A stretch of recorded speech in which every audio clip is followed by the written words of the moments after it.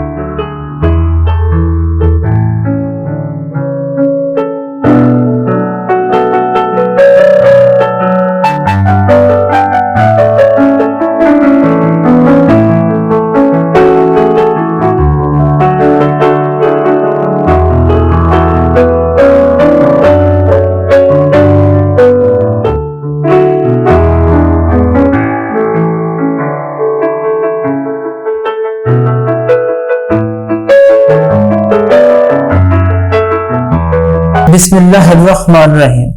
Respected parents and dear students, Assalamu alaikum. My name is Hasib Zulfikar. I am here to teach you Physics Class 9th. आज हम Physics Class 9th book का unit number 1 का topic 1.3 study करेंगे, जिसका name है international system of units. International का मतलब होता है ग्लोब, पूरी दुनिया। अब हम ऐसा सिस्टम स्टडी करेंगे जो पूरी दुनिया पे यूनिट्स का अप्लाइबल हो जाएगा। सबसे पहले एक बहुत इंपॉर्टेंट मैं आपको बात बताता चलूं, मेजरमेंट्स जस्ट नंबर से रिलेट नहीं करती। मेजरमेंट्स ने हमारी जिंदगी में बहुत ज्यादा इंपॉर्टेंट रोल प्ले किया है। हमारे इर्द गिर्द के माहौल को अंडरस्टैंड करने में बहुत ज्यादा इंपॉर्टेंट रोल इन्होंने प्ले किया है। जैसा कि एक एग्जांपल ले लेते हैं, अगर मैं बाजार जाऊं ग्रोसरी करने, मुझे मिल्क चाहिए या शुगर चाहिए, इन दोनों की एक स्टैंडर्ड क्वांटिटी फिक्स कर दी गई है। मतलब इन दोनों को किस क्वांटिटी में मेजर किया जाता है, जब तक वो मेरे माइंड में नहीं होंगी मैं इन मटेरियल्स को खरीद नहीं सकूंगा। जैसा कि आप पेट्रोल पंप पे जाते हैं, आपको पेट्रोल चाहिए तो आप शॉपकीपर को या वहां पे जो वर्कर होता है उसको क्या कहते हैं कि भाई मुझे पेट्रोल चाहिए, कितने लीटर, 1 लीटर, 2 लीटर, 3 लीटर। तो देखिए एक स्पेसिफिक स्टैंडर्ड उस पेट्रोल को मेजर करने का फिक्स्ड कर दिया गया है। अगर वो आपके माइंड में होगा तो आप इजीली क्या कहेंगे, उधर के वर्कर को कहेंगे जो पेट्रोल पंप पे काम करता है, वो इजीली आपकी बाइक में पेट्रोल डाल देगा। अगर आप उसको पेट्रोल पंप पे जो वर्कर काम करता है उसको आप ये कहेंगे मुझे 3 kg या 4 kg पेट्रोल दे दो, कहेगा सर हम पेट्रोल लीटर्स में देते हैं, केजीज में नहीं देते। तो बताने का मकसद ये था, हर चीज को मेजर करने के लिए एक स्टैंडर्ड स्पेसिफिक क्वांटिटी फिक्स्ड कर दी गई है। उस क्वांटिटी में ही आपको हर चीज मिलती है। जैसा कि मिल्क की बात कर लें, अगर आपको मिल्क चाहिए तो मिल्क को मेजर करने के लिए एक स्पेसिफिक स्टैंडर्ड फिक्स कर दिया गया है, विच इज लीटर्स। अब आप मिल्क जब भी लेने जाएंगे, आपके माइंड में पता है आपको कि आपने अपना मिल्क किस में मेजर करना है, लीटर्स में मेजर करना है। आपने शॉपकीपर को बताना है मुझे 1 लीटर, 2 लीटर या 3 लीटर मिल्क चाहिए। इसी तरीके से अगर आप शुगर खरीदते हैं तो शुगर की भी एक स्पेसिफिक स्टैंडर्ड फिक्स कर दिया गया है, विच इज केजी। क्या शुगर को केजी में ही मेजर करना है। आप इजीली क्या करेंगे, शुगर को केजी में मेजर कर लेंगे, मेजर करवा लेंगे शॉपकीपर से। अगर आपको 1 kg या 2 kg, 3 kg शुगर चाहिए तो शॉपकीपर आपको इजीली शुगर प्रोवाइड कर देगा। अब ये जो स्पेसिफिक स्टैंडर्ड जो एक दफा फिक्स्ड कर दिया जाए, इसको हम क्या कहते हैं, यूनिट कहते हैं। आइए अब जरा यूनिट की डेफिनेशन देखते हैं, which is once a standard is set for a quantity. अगर एक दफा स्टैंडर्ड फिक्स कर दिया गया है किसी भी क्वांटिटी को मेजर करने के लिए, then it is expressed in term of that standard quantity. Then वो मटेरियल या कोई भी चीज है, कोई भी थिंग है, उसको हमेशा उसी क्वांटिटी में ही मेजर किया जाता है। It is known as unit. ये थी यूनिट की डेफिनेशन। अब जैसा कि आप जानते हैं कि साइंस की फील्ड में बहुत ज्यादा तरक्की हुई। इस तरक्की को और इंक्रीज करने के लिए हम पूरी दुनिया के साइंटिस्ट डिफरेंट एक दूसरे के साथ साइंटिफिक इक्विपमेंट्स एंड टेक्नोलॉजीज जो है एक्सचेंज करते थे। लेकिन एक बहुत बड़ा मसला जो इस काम में रुकावट बनता था, कम्युनिकेशन गैप बनता था डिफरेंट कंट्रीज में, वो ये था यूनिट्स का। एक मिसाल से समझने की कोशिश करते हैं। पाकिस्तान में लेंथ जो थी वो मीटर में मेजर की जाती थी, लेकिन सऊदी अरेबिया में लेंथ को सेंटीमीटर में मेजर किया जाता था। अब सऊदी अरेबिया में एक इक्विपमेंट चाहिए था लेंथ को मेजर करने के लिए, जो इक्विपमेंट जस्ट पाकिस्तान के पास था। लेकिन पाकिस्तान में तो लेंथ को मीटर में मेजर किया जाता था। इट्स मीन पाकिस्तान ने जब अपना इंस्ट्रूमेंट सऊदी अरेबिया को दे दिया, वहां पे वो इंस्ट्रूमेंट उनके काम ना आया। उन्होंने क्या कह दिया पाकिस्तान को कि आपका इंस्ट्रूमेंट खराब है, जबकि हमारा इंस्ट्रूमेंट एक्यूरेट था। हमारा इंस्ट्रूमेंट लेंथ को सेंटीमीटर में मेजर करता था, जबकि वहां पे लेंथ को मीटर में मेजर किया जाता था। इस तरीके से साइंस एंड टेक्नोलॉजीज की जो ब्रांच थी उसको वास्ट करने की कोशिश की जा रही थी, लेकिन यूनिट्स बहुत बड़ा जो है ड्रॉबैक आ रहा था इनकी फील्ड को इंक्रीज करने के लिए। तो इस मसले को खत्म करने के लिए एक इंटरनेशनल सिस्टम ऑफ यूनिट रखा गया। इंटरनेशनल सिस्टम ऑफ यूनिट की जो अकर की गई वो इसको 11th जनरल कॉन्फ्रेंस कहा जाता है, जो कहां पे अकर किया गया 1960 में। कहां पे? पेरिस में, जो फ्रांस का एक शहर था। वहां पे डिफरेंट साइंटिस्ट को इकट्ठा किया गया। उन्होंने एक मुशावरत करके एक इंटरनेशनल सिस्टम ऑफ यूनिट जो है वो बना दिया, जिसके मुताबिक अगर हम लेंथ को मेजर करेंगे किस में? मीटर में, तो पूरी दुनिया में लेंथ को मीटर में मेजर किया जाएगा। इसी तरीके से अगर हम टाइम को मेजर करेंगे सेकंड्स में, तो टाइम को पूरी दुनिया में सेकंड्स में ही मेजर किया जाएगा। टेम्परेचर को मेजर करेंगे केल्विन में, तो टेम्परेचर को केल्विन में ही मेजर किया जाएगा पूरी दुनिया में। इसी तरीके से एक और बात मैं आपको बताते चलूं, इंपोर्ट एक्सपोर्ट का भी बहुत ज्यादा डिफरेंस आ रहा था इन यूनिट्स की वजह से। पाकिस्तान अगर बहुत अच्छा कपड़ा बनाता है, तो मैंने दोबारा बता दूं, पाकिस्तान में कपड़ा मीटर में मेजर किया जाता है, लेकिन अब अमेरिका हमने अपना कपड़ा एक्सपोर्ट करना है, वहां पे कपड़ा मिलीमीटर में मेजर किया जाता है। जब हम अपना कपड़ा पाकिस्तान से तो अमेरिका को दे देते हैं, वहां पे जब वो कपड़ा मेजर करते हैं, तो वहां पे लेंथ कपड़े की बहुत ज्यादा इंक्रीज हो जाती है। वो दोबारा हमें हमारा कपड़ा वापस भेज देते हैं, या वो जब हमें मनी ट्रांसफर करते हैं, हम जो पैसे गिनते हैं तो हम कहते हैं अमेरिका को आपने हमें कम पैसे दिए हैं। इस तरीके से कम्युनिकेशन गैप दोबारा बहुत ज्यादा आ जाता था। तो इंपोर्ट एक्सपोर्ट के जो वर्क है उसको भी बेहतर बनाने के लिए इंटरनेशनल सिस्टम ऑफ यूनिट ने बहुत ज्यादा इंपॉर्टेंट रोल प्ले किया है। अब जब डिफरेंट साइंटिस्ट ने यूनिट्स बना दिए, इन यूनिट्स को लागू कर दिया पूरी दुनिया के ऊपर, तो हमारे पास दो तरह के यूनिट्स आ गए। जैसा कि मैं कुछ पुरानी बात बता दूं, फिजिकल क्वांटिटीज को पता है आपको कितनी दो टाइप्स में आगे डिफरेंशिएट किया गया था। एक है बेस क्वांटिटीज, सेकंड क्या है आपके पास डिराइव क्वांटिटी आ जाती है, डिराइव क्वांटिटीज आ जाती हैं।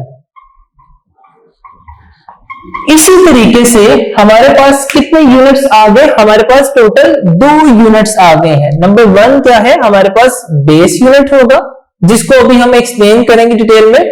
Base units. अब ये बेस यूनिट्स क्या है? बेस यूनिट ऐसे यूनिट है that describe base quantities।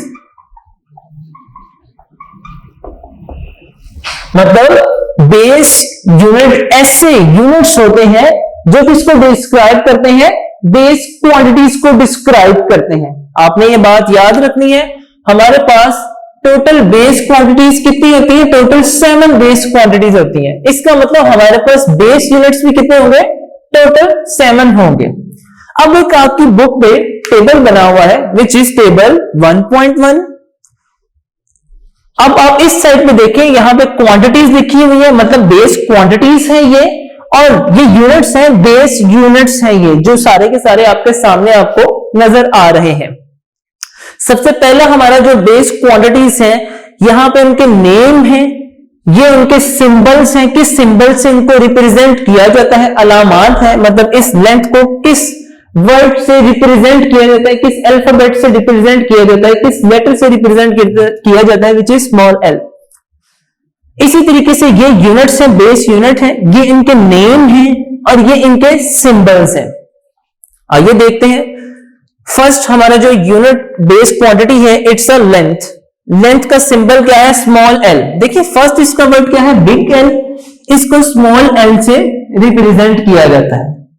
इसका जो यूनिट है, इट्स मीटर, मीटर एम है फर्स्ट वर्ड, तो इसका सिंबल भी क्या है, स्मॉल एम है। इस तरीके से आपको आसानी से याद हो जाएगा अगर आप कंपैरिजन करके याद करेंगे।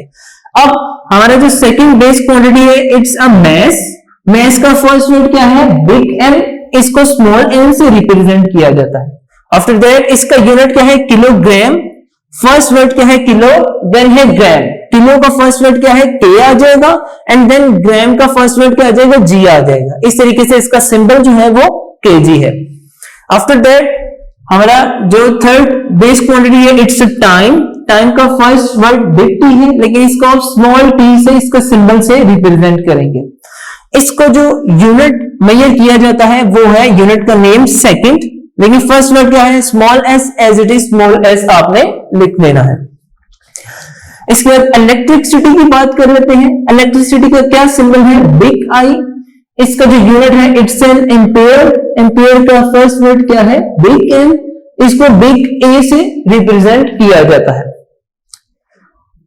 अब हम चलते हैं इंटेंसिटी ऑफ लाइट की तरफ। अब लाइट का फर्स्ट वर्ड क्या है, स्मॉल एल, लेकिन आपने याद रखना है इसका सिंबल जो है बिग एल से इसको रिप्रेजेंट करते हैं। इसका जो यूनिट है, इट्स अ कैंडेला। आप इसको एज इट इज सीडी से याद रखें, जैसे कि वो हमारी हार्ड डिस्क, जो फ्लॉपी डिस्क होती है या जो कंप्यूटर की डिस्क होती है जिसके अंदर सीडी हम एंटर करते हैं, वो सीडी से आप याद रखेंगे तो इजी रहेगा आपको याद रखने में। इसके बाद टेम्परेचर आ जाता है। टेम्परेचर का फर्स्ट वर्ड क्या है, बिग टी, इसको as it is big T से रिप्रेजेंट करते हैं। इसका जो यूनिट्स है, इट्स अ केल्विन। केल्विन का फर्स्ट वर्ड क्या है, बिग के, एज इट इज बिग के आ जाएगा। अमाउंट ऑफ सब्सटेंस को स्मॉल एम से रिप्रेजेंट करते हैं। इसके बाद इसका जो यूनिट्स है, इट्स अ मोल। आपने लास्ट में सिर्फ ई को मिटा देना, एज इट इज जो वर्ड होगा वो एज इसका सिंबल यूज होता है। ये हमारे टोटल बेस क्वांटिटीज को मैंने बेस क्वांटिटीज को भी एक्सप्लेन कर दिया, एंड इनके जो यूज किए जाते हैं यूनिट जो इनको डिस्क्राइब करने के लिए, उनको भी मैंने यहां पे एक्सप्लेन कर दिया। आइए अब हम चलते हैं अपनी नेक्स्ट जो यूनिट है उसकी तरफ। वो क्या है, सेकेंड जो हमारा यूनिट है वो है डिराइव्ड यूनिट। अब डिराइव्ड यूनिट क्या है, ऐसे unit, such units that described derived quantities।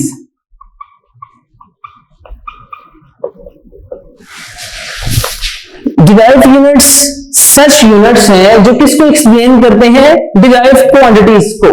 ठीक है, अब यहां पे आपने बहुत ज्यादा इंपॉर्टेंट बात मेरी ध्यान से सुननी है। वो क्या है, आपने याद रखना है डिराइव यूनिट्स, जिसमें डिराइव क्वांटिटीज हमारी किस तरीके से बनती थी। डिराइव क्वांटिटीज ऐसे बनती थी, multiplying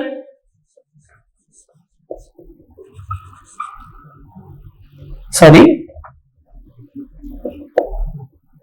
multiplying one or more base quantities,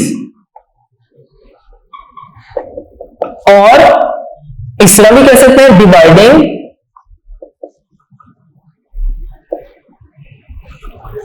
one or more base quantities. तो हमारे पास क्या आ जाता था, डिराइव क्वांटिटीज आ जाती थी। इसी तरीके से हमारे पास डिराइव यूनिट्स कैसे आएंगे, जब दो या दो से ज्यादा बेस यूनिट आपस में मल्टीप्लाई होंगे, या दो यूनिट एक दूसरे के साथ क्या होंगे, डिवाइड होंगे। इसको एक एग्जांपल से समझने की कोशिश करते हैं। लाइक दैट, आपको पता है अगर मैंने एरिया फाइंड करना है किसका, एरिया ऑफ रेक्टेंगल, एरिया अगर मैंने फाइंड करना है एज इट इज लिख सकता हूं क्या, लेंथ को मल्टीप्लाई कर दूंगा विड्थ के साथ, ठीक है। इस तरीके से आपका ये रेक्टेंगल है, लेंथ को जब विड्थ, ये सपोज कर लेंगे इसकी क्या है, ये लेंथ है, ये इसकी विड्थ है, तो दोनों आपको पता है किसमें होती है, मीटर्स में प्रेजेंट होती है। लेंथ है, जाहिर सी बात है, एक छोटा सा डिस्टेंस है दोनों चीजों के दरमियान में। लेट अस कंसीडर ये 2 है, 2 मीटर है, ये क्या है 3 मीटर। अब जब आप इन दोनों को आपस में मल्टीप्लाई करेंगे, which is 2 metre multiply by 3 metre, 3 2 क्या होता है 6 मीटर स्क्वायर आ जाएगा। तो देखें ये मीटर किसका यूनिट है, आपके सामने लेंथ का यूनिट है। लेंथ का यूनिट क्या होता है, मीटर। इसका मतलब क्या है, दो या दो से ज्यादा जब बेस क्वांटिटीज आपस में मल्टीप्लाई होती हैं तो ऑटोमेटिकली उनके बेस यूनिट्स भी आपस में मल्टीप्लाई होते हैं। तो हमारे पास जो न्यू चीज आ जाती है, इट्स अ डिराइव क्वांटिटी। तो मैं लिख सकता हूं कि फर्स्ट हमारी जो क्वांटिटी आई है वो derive quantity which is area. इसी तरीके से एक और एग्जांपल की बात कर लेते हैं। अगर हमें वॉल्यूम फाइंड करना है किसका, वॉल्यूम ऑफ रेक्टेंगल का ही फाइंड कर लेते हैं। वॉल्यूम ऑफ रेक्टेंगल V, अब वो किस तरीके से फाइंड करेंगे, लेंथ को मल्टीप्लाई कर देंगे विड्थ से, मल्टीप्लाई कर देंगे ब्रेथ से। अब देखें तीनों का यूनिट, इसका भी मीटर यूनिट है, इसका भी मीटर यूनिट है, इसका भी मीटर यूनिट है। इसका मतलब क्या, 3 डिफरेंट बेस यूनिट्स आपस में मल्टीप्लाई हुए और हमारे पास जो न्यू चीज आ जाएगी, इट्स अ डिराइव यूनिट। मतलब इसका जो डिराइव यूनिट आएगा वो क्या आ जाएगा, मीटर क्यूब। अब आपको आई थिंक सो ये पॉइंट समझ में आ गया होगा कि multiplying one or more base quantities की वजह से इनके बेस यूनिट्स भी आपस में मल्टीप्लाई होते हैं और हमारे पास जो न्यू चीज आ जाती है वो डिराइव यूनिट्स आ जाते हैं। ये तो एग्जांपल थी। अब एक एग्जांपल देख लेते हैं डिवाइडिंग की। अब यहां पे जब डिवाइड की बात कर लेते हैं तो आपको पता है स्पीड,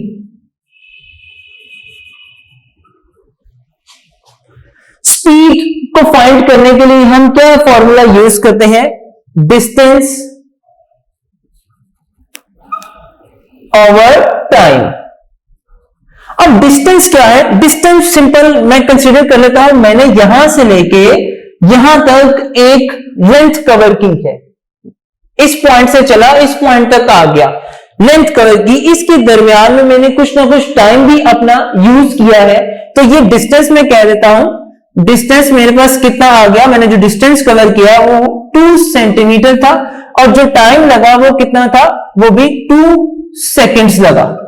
तो इस तरीके से मैं अपनी स्पीड भी फाइंड कर सकता हूं, जिसको स्मॉल v से रिप्रेजेंट करते हैं। डिस्टेंस हमारा कितना आ जाएगा, 2 मीटर डिवाइडेड बाय 2 सेकेंड। इस तरीके से देखें, एक आपके सामने यहां पे लेंथ का क्या यूनिट है, इट्स सिंपल मीटर, और सेकंड का क्या यूनिट है, आपके सामने टाइम का यूनिट क्या होता है, सेकंड। जब आपने इन दोनों को आपस में डिवाइड कर दिया, आपके पास जो आंसर आ जाएगा वो आ जाएगा 1 मीटर पर सेकंड। मतलब सेकंड नीचे इसकी पावर 1 होती है, जब ऊपर जाता है ऑटोमेटिकली माइनस में पावर आ जाती है। तो हमारे पास जो आंसर आ गया वो स्पीड का 1 मीटर पर सेकंड आ गया। अब ये देखिए यहां पे एक ये बेस क्वांटिटी है, एक बेस यूनिट ये है, एक बेस यूनिट ये है। जब ये आपस में दोनों में मल्टीप्लाई हुए या डिवाइड हुए तो हमारे पास जो न्यू यूनिट आ गया वो क्या हो जाता है, डिराइव यूनिट हो जाता है। इस तरीके से आपको ये भी कॉन्सेप्ट समझ आ गया होगा, जब dividing one or more base quantities को करते हैं तो इसका मतलब दो या दो से ज्यादा बेस यूनिट्स भी आपस में डिवाइड होते हैं, तो हमारे पास जो न्यू मटेरियल आ जाता है वो डिराइव यूनिट आ जाता है। अब आप अपनी बुक का पेज नंबर 5 ओपन कर लें। मैं रीड आउट कर देता हूं, कुछ मुश्किल वर्ड्स होंगे तो उनको मैं अंडरलाइन करके उनका मीनिंग भी आपको लगवा देता हूं। Measuring is not simply counting. For example, if we need milk or sugar, we must also understand how much quantity of milk or sugar we are talking about. Thus, there is a need of some standard quantities for measuring or comparing unknown quantities. अब आप यहां पे question लिख सकते हैं, define unit. इसका answer मैं बोल रहा हूं, once a standard is set for a quantity, then it can be expressed in terms of that standard quantity. This standard quantity is called unit. यहां तक इसका आंसर खत्म हो जाता है। अब नेक्स्ट है, with the developments in the field of science and technology, the need for a commonly acceptable system of units was seriously felt all over the world, particularly to exchange scientific and technical informations. The 11th General Conference on Weight and Measures held in Paris in 1960 adopted a worldwide system of measurements called International System of Units.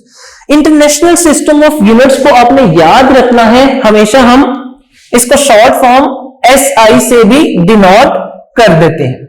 ये आपने बहुत important point याद रखना है। अगर आपसे question पूछा जाए define system international of unit, तो आपने यहां से इसका आंसर लिखना है, the 11th general conference on weight and measures held in Paris in 1960 adopted a worldwide system of measurements called International System of Units. The International System of Units is commonly referred as SI. अब हम base units को explain कर रहे हैं। The unit that describe base quantities are called base units. Each base quantity has its SI unit. Page number 6 open कर लें। जैसा कि टेबल 1.1 को मैं बहुत ही अच्छे तरीके से एक्सप्लेन कर चुका हूं, अब हम नेक्स्ट चलते हैं डिराइव यूनिट्स की तरफ।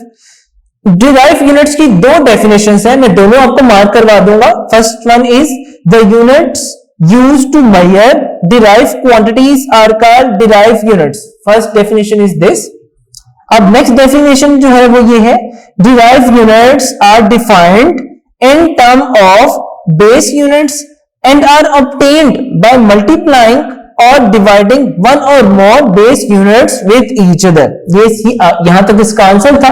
आगे इसकी दो एग्जांपल्स हैं, जैसा कि the unit of area meter square and the unit of volume is meter cube and the unit of length is the base unit while the unit of area and volume are derive unit. जैसा कि मैं इन दोनों examples में आपको explain कर चुका हूं, उम्मीद है आपको ये पॉइंट क्लियर हो गया होगा। इसके बाद आप डिफाइंड स्पीड भी लिख सकते हैं, जो मैंने एक्सप्लेन कर दिया। Speed is defined as distance covered in unit time, therefore its unit is metre per second. In this way the unit of density, force, pressure, power, ETC etcetera वगैरह वगैरह को आप एक्सप्लेन कर सकते हैं। Can be deriving using one or more base unit. Some derive units and their symbols are given in the table 1.2। अब हम आइए टेबल को एक्सप्लेन कर लेते हैं। फर्स्ट हमारे पास जो, जैसा कि मैंने पहले बताया, ये वाला हिस्सा आपके डिराइव क्वांटिटीज को, जैसे बुक में है डिराइव क्वांटिटीज को एक्सप्लेन कर रहा है और लेफ्ट वाला हिस्सा जो है आपके यूनिट्स को एक्सप्लेन कर रहा है। सबसे फर्स्ट वन हमारे पास जो डिराइव क्वांटिटी है वो है स्पीड, इसको स्मॉल v से रिप्रेजेंट करते हैं, इसका यूनिट है मीटर पर सेकंड, सिंबल क्या है ms-1। एक्सेलरेशन है, एक्सेलरेशन को स्मॉल a से रिप्रेजेंट करते हैं, मीटर पर सेकंड, इसका मीटर पर सेकंड स्क्वायर भी पढ़ सकते हैं, सिंबल में आपको लिखा हुआ नजर आ रहा होगा। Volume cubic metre, metre cube भी आप इसको पढ़ सकते हैं। फोर्स को F से रिप्रेजेंट करते हैं, इसका सिंबल, इसका जो यूनिट है इसे न्यूटन कहते हैं, न्यूटन को N से, बिग N से और किलोग्राम मीटर पर सेकंड स्क्वायर से भी आप रिप्रेजेंट कर सकते हैं। आफ्टर दैट प्रेशर आ जाता है, प्रेशर को बिग P से रिप्रेजेंट करते हैं, इसका जो यूनिट है उसे पास्कल कहते हैं, पास्कल को PA से रिप्रेजेंट करते हैं और न्यूटन पर मीटर स्क्वायर भी इसको कह सकते हैं। डेंसिटी आ जाती है, डेंसिटी का जो ये साइन है इस तरीके से इसको लिखते हैं, इसको हम रॉ कहते हैं, इसका जो नेम है यूनिट का वो है किलोग्राम पर क्यूबिक मीटर, केजी पर मीटर क्यूब इसको लिखते हैं। फिर चार्ज आ जाता है, चार्ज क्यू से इसको रिप्रेजेंट करते हैं। फिर कॉलम है, इसका यूनिट, इसको बिग सी और एएस से रिप्रेजेंट करते हैं। हमारा यहां तक टॉपिक 1.3 कंप्लीट हो चुका है। अब आप पेज नंबर 7 ओपन कर लें। जैसा कि मैंने आपको बताया हमने बेस यूनिट्स, डिराइव यूनिट्स भी पढ़ लिए, base quantities and derive quantities भी हमने स्टडी कर ली। आप अब पेज पे, आपको पेज नंबर 7 पे सबसे फर्स्ट पे कोई क्विज नजर आ रहा होगा। अब आप इसको भी सॉल्व कर लें, बहुत आसान होगा आपके लिए अब इसको सॉल्व करना। सबसे फर्स्ट जो क्वेश्चन है वो कह रहा है, पूछ रहा है इसमें, how can you differentiate between base and derive quantities. अब यहां मैं आपको एक बहुत इंपॉर्टेंट बात बता रहा हूं, जब भी बेस एंड डिराइव डिफरेंशिएट का क्वेश्चन आ जाए, डिफरेंशिएट का मतलब होता है फर्क बयान करना। आपने इस तरीके से लाइन ड्रॉ करनी है, यहां पे आपने हेडिंग दे देनी है बेस क्वांटिटीज की,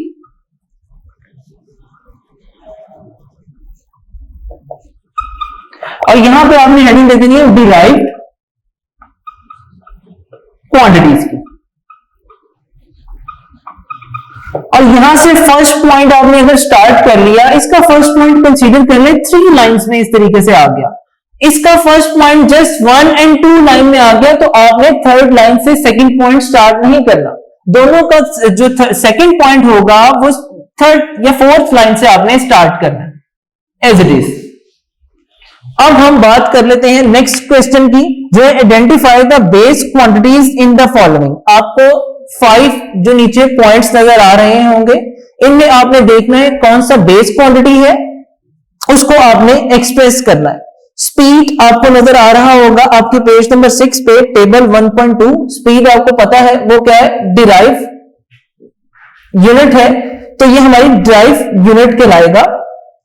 एरिया भी हमारा क्या होता है, डिराइव क्वांटिटी होती है। फोर्स भी हमारी क्या है, डिराइव क्वांटिटी है। लेकिन डिस्टेंस, अब आप मुझे खुद बताएं, अगर मैं यहां से चल के वहां पे आ जाऊं, एक पॉइंट थोड़ा सा डिस्टेंस कवर कर लूं, या आप अपने घर के किसी कमरे में बंद हो जाए, वहां पे from one point two another point जो है थोड़ा सा डिस्टेंस कवर कर लें, तो क्या होगा, आपने सिंपल लेंथ ही कवर की है, तो इट्स मीन हमारा जो डिस्टेंस होगा वो क्या होगा, बेस क्वांटिटी। इसको एक एग्जांपल से समझने की कोशिश करते हैं।